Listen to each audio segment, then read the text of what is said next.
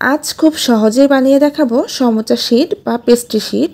সামনে যেহেতু রমজান আসছে, তো এই সময়টাতে আগে থেকে এই শীটগুলো বানিয়ে রাখলে এটা দিয়ে সমোচা, স্প্রিং রোল, অন্থন বানিয়ে পুরো রমজান মাস সংরক্ষণ করতে পারবেন।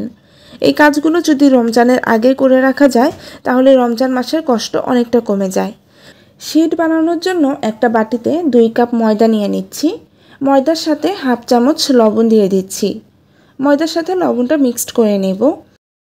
এখন দিচ্ছি 2 টেবিল চামচ তেল। তেল দিয়ে ময়দাটাকে খুব ভালোভাবে মেখে নিতে হবে। মেখে নেওয়া হয়ে গেলে অল্প অল্প করে নর্মাল পানি দিয়ে একটা ডো বানিয়ে নিতে হবে।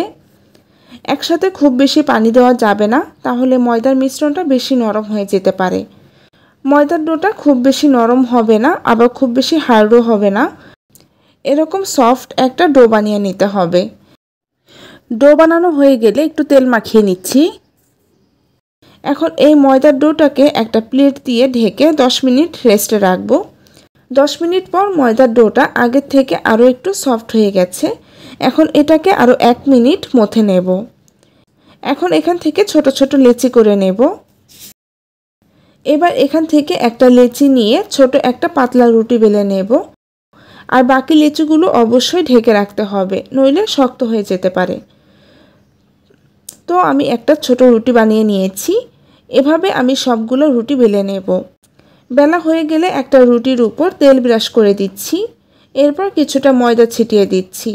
হাত দিয়ে একটু ময়দাটা মিশিয়ে দিচ্ছি। এর উপরে আবারও একটা রুটি দিয়ে দিব। এখন আবারও সেমভাবে তেল ও ময়দা মাখিয়ে নেব। এভাবে তেল ও ময়দা দেওয়ার কারণে রুটিগুলো পরবর্তীতে খুব সহজে আলাদা করে নেওয়া যাবে। এবার এর উপরে আরও একটা রুটি দিয়ে দিচ্ছি। এই রুটির উপর আর কোনো তেল দিতে হবে না। কিছুটা ময়দা ছিটিয়ে হাত দিয়ে একটু চেপে চেপে রুটিটাকে বড় করে নেব। এবার রুটিটা বেলে নেব। আমি 3টা করে রুটি দিয়ে শীট বানাবো। আপনারা চাইলে এখানে 2টা বা 4টা রুটি দিয়েও বানাতে পারেন, তবে প্রথমবার বানালে 2টা বা 3টা রুটি দিয়ে বানালেই ভালো হবে। তো আমি একটা বড় সাইজের রুটি বেলে নিয়েছি। আমরা বাসায় যেভাবে রুটি বানিয়ে খাই, এই রুটিটা তার চেয়ে একটু পুরু হবে। এবার রুটিটাকে ছেঁকে নেব। চুলায় একটা ফ্রাই প্যান বসিয়ে তার উপর রুটিটা দিয়ে দিয়েছি। চুলার আঁচ এই পর্যায়ে একদম লোতে থাকবে। রুটিটার এক পাশ 15 সেকেন্ড ছেঁকে নিয়েছি। এবার রুটিটাকে উল্টে দিব। রুটির অপর সাইডটাও 15 সেকেন্ড ভেজে নেব। এই পর্যায়ে দেখতে পাবেন রুটির কালারটা কিছুটা চেঞ্জ হয়ে এসেছে। এবার রুটিটাকে চুলা থেকে নামিয়ে নেব। গরম থাকা অবস্থাতেই রুটিগুলো একটা থেকে আরেকটা ছাড়িয়ে নিতে হবে। রুটিগুলো ছাড়ানোর সময় আস্তে আস্তে প্রথমে রুটির কোণাগুলো ছাড়িয়ে নেবেন। তারপর এভাবে একটু টানলে রুটিগুলো সুন্দরভাবে আলাদা হয়ে যাবে। এই কাজটা একটু ধৈর্য নিয়েই করতে হবে। তাড়াহুড়া করতে গেলে রুটিগুলো ছেড়ে যেতে পারে। আর অবশ্যই গরম থাকা অবস্থাতেই করতে হবে।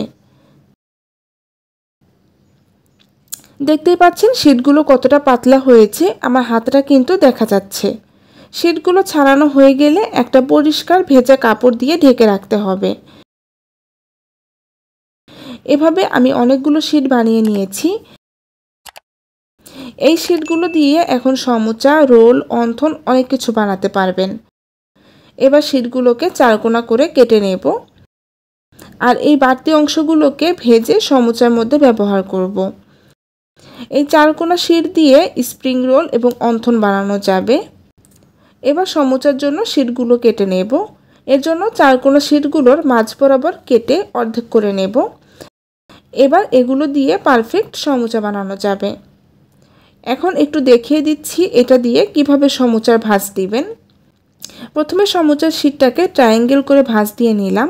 এরপর আরও একটা ভাঁজ দিয়ে দেব। এখন একটা কোণের মতো হয়েছে।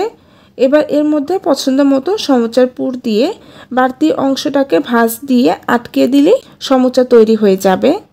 আশা করছি আজকের ভিডিওটি আপনাদের উপকারে আসবে। আর যারা নতুন রাঁধুনি আছেন তারা এখন খুব সহজেই বাসায় পেস্ট্রি শীট বা সমোচা শীট বানিয়ে নিতে পারবেন। ভিডিও ভালো লাগলে ফ্রেন্ডস এবং ফ্যামিলির সাথে শেয়ার করবেন। এবার এই শীটগুলোকে একটা পলিব্যাগে করে একটা এয়ারটাইট বক্সে ভরে ডিপ ফ্রিজে সংরক্ষণ করতে পারবেন। তো আজকের মতো এখানে বিদায় নিচ্ছি। দেখা হবে নেক্সট ভিডিওতে। সবাই ভালো থাকবেন। আল্লাহ হাফেজ।